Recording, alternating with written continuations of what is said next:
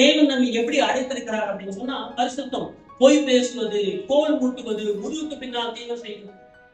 ஒரு விசுவாசி ஏதாவது செய்துட்டாங்க அப்படின்னு சொன்னா மாஸ்டர் டைரக்டர் போய் தனியா கூப்பிட்டு உட்கார வச்சிருப்பா எப்படி நான் பார்த்தேன், கேள்விப்பட்டேன், அது தப்பா இருக்க கூட வாய்ப்பு இருக்கு, உன் மேல எனக்கு என்ன இருக்காரு, எனக்கு நம்பிக்கை இருக்கு, ஃபெய்த் இருக்கு, இது உண்மையா அப்படின்னு கேட்கணும்.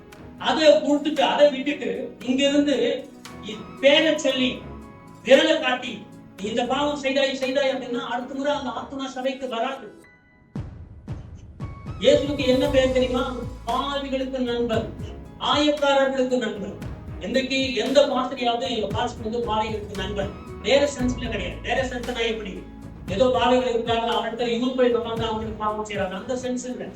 சங்கீதம் 1:1 சொல்லப்படுகிற அந்த கான்டெக்ட் கிடையாது. சபையிலே தவறு செய்கிறது ஒரு விசுவாசி இருந்தால் எங்க பாஸ்டர் படிக்கிறது அதை கட்டி கொடுத்து மறுபடியும் அந்த ஆட்டை எப்படியாவது என்ன பண்ணணும். ஏதோ பாவத்தில் விழுந்துட்டாங்க பாருங்க பிள்ளைகள், பாவத்தில் விழுந்துட்டாங்க சபை விசுவாசிகள், எப்படியாவது என்ன பண்ணணும், கட்டி கொடுத்து ஏன் விடுங்க காரணத்தை கண்டுபிடிக்கணும். பாஸ்டருக்கு மாசம் அல்ல, அப்பாக்களுக்கு சொல்லுகிறேன், உங்க மகள் ஏதோ ஒரு பாவத்தில் விழுந்துட்டாங்க, வெளிப்படையா சொல்றேன், கையை வந்து ஸ்லோ பண்றது பார்த்துட்டு யாரோ வந்து சொல்லிட்டாங்க, என்ன சொல்லிட்டாங்க, நான் என்ன பண்ணணும், அப்பா அம்மா என்ன பண்ணணும், குடும்பத்துல இருக்க வச்சு தட்டி அடி இல்ல, நான் ஏன் செய்கிறான், உடைய நண்பர்கள் யாரு பார்த்தா 10 பேர் அப்படிப்பட்டவங்களே இருப்பாங்க.